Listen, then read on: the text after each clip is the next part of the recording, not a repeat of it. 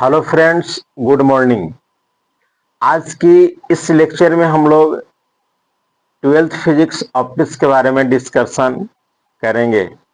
पिछले की वीडियो में हम लोग ऑप्टिक्स के बारे में पढ़े थे। ऑप्टिक्स किसे कहते हैं, ऑप्टिक्स से कितने प्रकार के होते हैं, उन सभी का टाइप भी पढ़े थे, उसका सब सिलेबस जाने थे। और फाइनली लास्ट टॉपिक हम लोग पढ़े थे, प्रकाश किसे कहते हैं, प्रकाश की परिभाषा पढ़े थे। प्रकाश से संबंधित हम लोग कुछ नोट पॉइंट को डिस्कशन किए थे। प्रकाश का डिफिनेशन हम लोग पढ़े थे कि प्रकाश एक प्रकार की ऊर्जा है जिसकी सहायता से किसी वस्तुओं को देखने की अनुभूति नेत्र द्वारा यानी आंख के द्वारा होती है, तो उसे प्रकाश कहते हैं। प्रकाश की ऊर्जा एचन्यू के रूप में होती है। किसी वस्तु को देखने के लिए नेत्र और प्रकाश दोनों की जरूरी पड़ती है।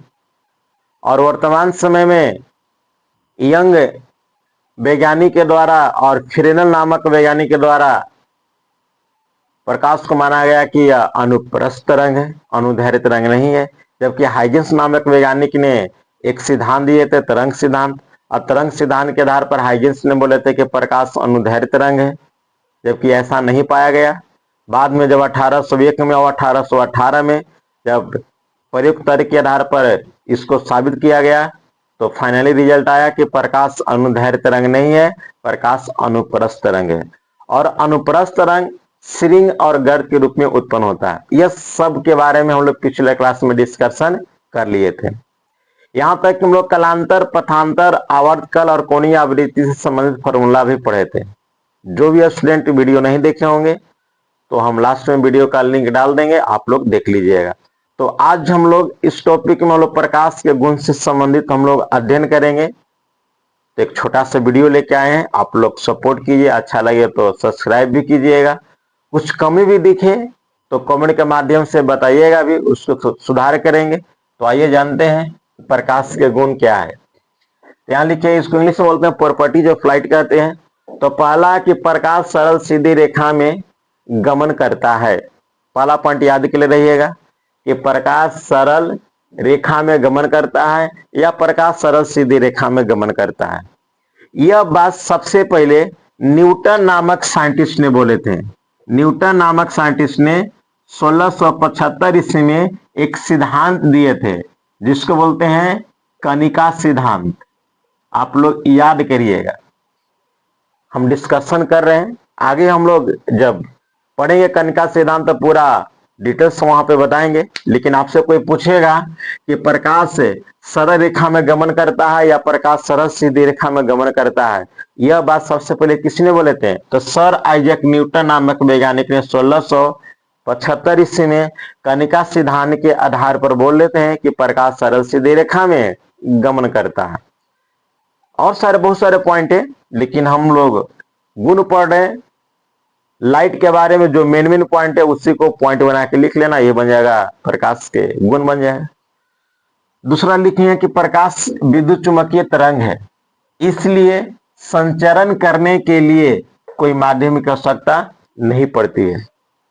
एक वैज्ञानिक था मैक्सवेल, जिनका नाम था जेम्स क्लार्क मैक्सवेल। मैक्सवेल नामक वैज्ञानिक ने 1873 ईस्वी में 1873 ईस्वी में एक सिद्धांत दिए थे जिनका नाम था विद्युत चुंबकीय तरंग सिद्धांत, इलेक्ट्रोमैग्नेटिक वेव। उसी सिद्धांत के आधार पर मैक्सवेल नामक साइंटिस्ट ने प्रयुक्त तर्क के आधार पर यह स्पष्ट किए कि प्रकाश में विद्युत का भी गुण होता है और चुंबक का भी गुण होता है। इसीलिए प्रकाश विद्युत चुंबकीय तरंग है जो सभी दिशाओं फैलने के लिए इसे कोई मीडियम, कोई माध्यम की आवश्यकता नहीं पड़ती है। तो आप लोग याद के लिए रहिएगा कि प्रकाश विद्युत चुंबकीय तरंग है, इसलिए संचरण करने के लिए कोई माध्यम की आवश्यकता नहीं पड़ती है। किसने कहा था? मैक्सवेल। कहाँ के थे? जर्मनी के थे। पूरा नाम क्या था? James Clerk Maxwell. कब बोले थे? 1873 में। कौन सिद्धांत के आधार पर? तो इलेक्ट्रोमैग्नेटिक वेव, इसको हिंदी में कहते हैं विद्युत चुंबकीय तरंग। अगला पॉइंट लिखे हैं कि प्रकाश की वेग निर्वात में सबसे अधिक होता है। एक वैज्ञानिक थे रोमर। रोमन नामक साइंटिस्ट ने 1600 ईस्वी के आसपास में, एक्यूरेट डेट याद नहीं है, आप लोग लगभग याद कर रहिएगा, 1600 ईस्वी के आसपास में इन्होंने बता पाए थे कि प्रकाश की वेग निर्वात में सबसे अधिक होता है, सबसे ज्यादा होगा। जब निर्वात में सबसे प्रकाश की वेग सबसे अधिक होगा तो इसके बारे में अन्य साइंटिस्ट ने भी जानने के लिए प्रयास किए हैं। जब प्रयुक्त तर्क के आधार पर जब पता चला तो स्पष्ट हुआ कि रोमन नामक साइंटिस्ट के द्वारा कही गई बात क्या है, सत्य है। सबसे मैक्सिमम वेलोसिटी होता है वैक्यूम में, अकॉर्डिंग टू रूमर। तो रोमन नामक वैज्ञानिक ने तो बोल दिया कि निर्वात में प्रकाश की वेग सबसे ज्यादा होता है, लेकिन रोमन नामक वैज्ञानिक के द्वारा यह मान नहीं निकाला गया कि कितना होगा प्रकाश की वेग होगा निर्वात में, तो कितना होगा। इसकी जानकारी जेम्स क्लार्क मैक्सवेल ने ही 1873 ईस्वी में अपने सिद्धांत के आधार पर प्रूव किए थे। लेकिन रोमन के द्वारा माना जाता है कि निर्वात में जब प्रकाश मूव करेगा उसकी वेलोसिटी को c से डिनोट करते हैं। अब मैक्सवेल के द्वारा फॉर्मूला प्रूव किया गया कि 1/√अंडर म्यू नॉट एप्सिलॉन नॉट। अब इसका वैल्यू होता है 3 × 10⁸ मीटर प्रति सेकेंड। आप लोग याद कर ले रहिएगा। अब इस फॉर्मूला को हम लोग प्रूफ करेंगे कहाँ, मैग्नेट में प्रूफ करते हैं। जब हम लोग मैग्नेट पढ़ेंगे, मैग्नेटिज्म पढ़ेंगे, चुंबक जिसको बोलते हैं, दो भाग में पढ़ेंगे चुंबक हम लोग। एगो पढ़ेंगे चुंबक का स्रोत, एगो पढ़ते हैं चुंबक का प्रभाव पढ़ते हैं। तो वहां पर इस फॉर्मूला को प्रूफ करेंगे। अब इसी फॉर्मूला के आधार पर पता चल पाता है कि निर्वात में कितना प्रकाश की वेग होता है। तो रोमन नामक साइंटिस्ट ने सिर्फ यह बात बोले थे कि निर्वात में प्रकाश की वेग ज्यादा होगा, लेकिन कितना मान होगा यह मान किसने निकाला था, मैक्सवेल नामक साइंटिस्ट के द्वारा इसी फॉर्मूला के आधार पर निकलता है। तो थोड़ा सा जानकारी देते कि मी नॉट क्या है। तो मी नॉट का वैल्यू होता है, इसको हिंदी में कहते हैं निर्वात की चुंबकीयशीलता कहते हैं। इसका वैल्यू होता है 4 पाई × 10⁻⁷ न्यूटन प्रति एम्पियर स्क्वायर, इसका मात्रक होता है। और एप्सिलॉन नॉट का मान होता है 1/36 पाई × 10⁻⁹ फराडे प्रति मीटर। तो यह दोनों मान को जब इसे पुट कीजिएगा तो लगभग इतना डाटा आ जाएगा। मी नोट को हिंदी में कहते हैं निर्वात की चुंबकीयशीलता, और एप्सिलॉन नोट को हिंदी में कहते हैं निर्वात की विद्युतशीलता। यह दोनों वॉल्यूम 1 में पढ़ना है, हम लोग वॉल्यूम 2 पढ़ रहे हैं। वॉल्यूम 2 में खाली लाइट के बारे में पढ़ना है।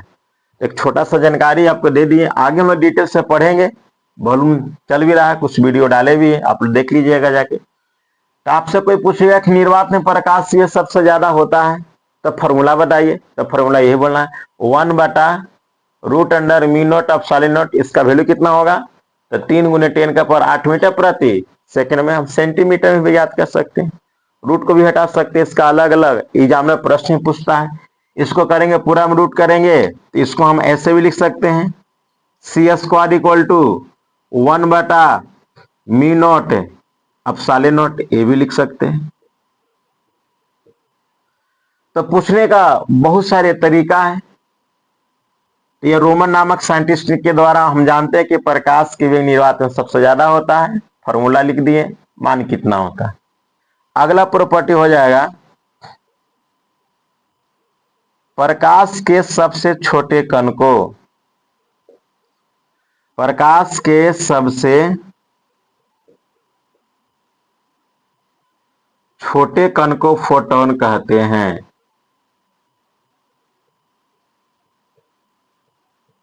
आप लोग याद करिएगा कि प्रकाश के सबसे छोटे कण को फोटोन कहते हैं।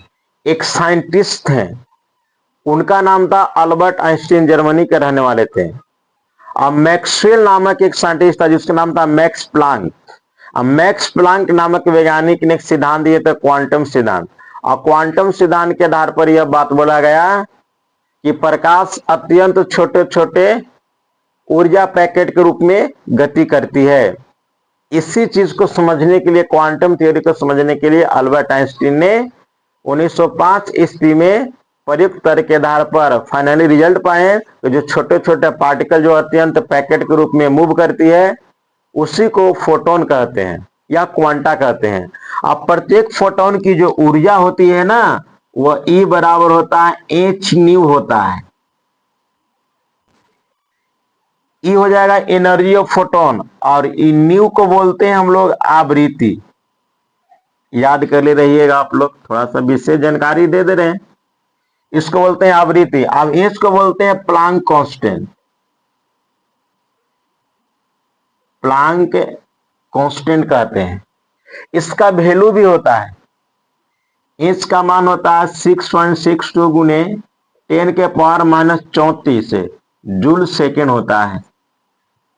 जब हम मॉडर्न फिजिक्स पढ़ेंगे ना, वहां पे बहुत विस्तार से पढ़ना कि प्लांक नियतांक किससे कहते हैं, इसका बीमा क्या होता है, इसका एसआई मात्रा क्या होता है, कहां से लिया गया।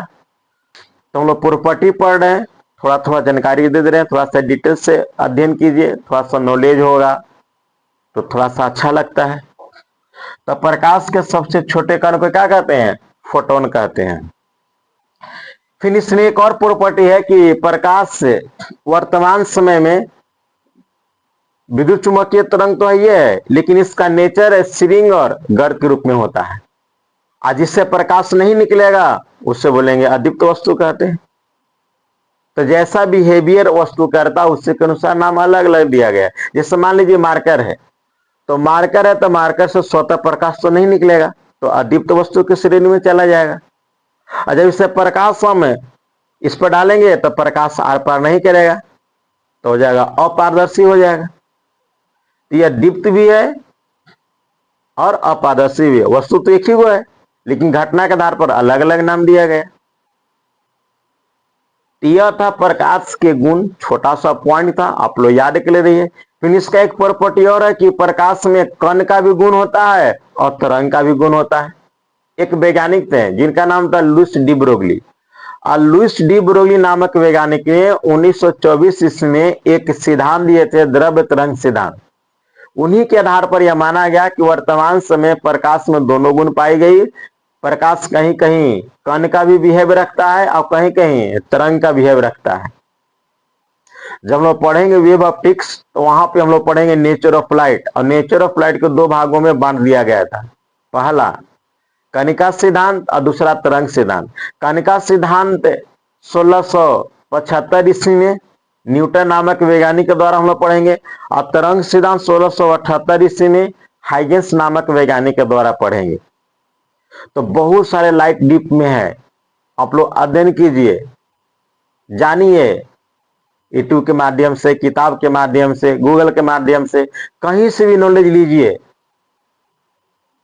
और जब तक आपके पास में नॉलेज नहीं होगा कुछ नहीं होगा, क्योंकि वर्तमान समय कोई पूछने वाला नहीं है। आज के डेट में आपको हक छीनने पड़ेगा, अब दब के रहिएगा तो और कोई दबाएगा। पढ़िए, पढ़ाई में कोई लाज शर्म नहीं है, यहां से ज्ञान मिले। कोई खराब कह रहा है तो कहने दीजिए, उसको काम है। जब हम अपने आप से बढ़िया हैं तो कोई के कुछ कहने से कुछ होने वाला नहीं है। आप आगे बढ़िएगा तो हजारों के व्यक्ति बोलने वाला कि यूट्यूबर बन गया, पढ़े जा रहा है, बुझाता नहीं है। इस सब निगेटिव बात पर ध्यान नहीं दीजिए। आपको जहां से नॉलेज मिलता है वहां से अध्ययन कीजिए। कोई भी टीचर है तो कोई खराब नहीं होते हैं। जिस टीचर को, शिक्षक को नॉलेज होता है उसके अनुसार अपना बांटते हैं, पढ़ाते हैं। शरीर में जितना ताकत रहेगा उतना लड़िएगा, कम ताकत है तो कम लड़िएगा, उसी पढ़ाई है। जितना ज्यादा नॉलेज होगा जिस टीचर को उतना बताएंगे। नॉलेज कहाँ से मिलेगा, हमारे आसपास में वस्तुएं हैं, किताब के माध्यम से मिलेगा, यूट्यूब के माध्यम से मिलेगा। बहुत सारे आसपास से हम लोग के कुछ ऐसे चीज उपलब्ध हो गए हैं जहां से हम लोग बहुत कुछ सीख सकते हैं। तो यह प्रकाश के गुण है। अब यहां से पढ़ना है प्रकाश के परावर्तन। 10वां क्लास में छोटा छोटा पॉइंट था कि अभिसारी प्रकाश पुंज किससे कहते हैं, अपसारी प्रकाश पुंज किससे कहते हैं, समानांतर प्रकाश पुंज किससे कहते हैं, दीप्त वस्तु किससे कहते हैं, अदीप्त वस्तु किससे कहते हैं, पारदर्शी किससे कहते हैं, अपारदर्शी किससे कहते हैं। तो यह सब आप लोग जानते होंगे, तो इसके बारे में डिस्कशन नहीं कर रहे हैं। कोई पूछेगा दीप्त वस्तु किससे कहते हैं, जिससे स्वतः प्रकाश का उत्सर्जन हो उसे दीप्त वस्तु कहेंगे। प्रकाश नहीं निकलेगा अदीप्त वस्तु कहेंगे। जिसमें प्रकाश आर पार नहीं होगा तो क्या कहलाएगा? अपारदर्शी। प्रकाश आर पार हो जाएगा तो पारदर्शी होगा। जिसमें अल्प रूप से पार होगा तो पारभासी होगा। सभी प्रकाश की किरण एक बिंदु पर मिल जाएगा तो अभिसारी हो जाएगा। अब एक बिंदु से प्रकाश निकलकर सभी दिशाओं फैलेगा तो अपसारी हो जाएगा। और सभी प्रकाश बूंदे एक ही समानांतर रेखा में गमन करेगा तो हो जाएगा समानांतर प्रकाश पुंज। एक छोटा सा पॉइंट था, इसके बारे में हम प्रयास किए आप लोग को समझाने के लिए। आप लोग अध्ययन कीजिए।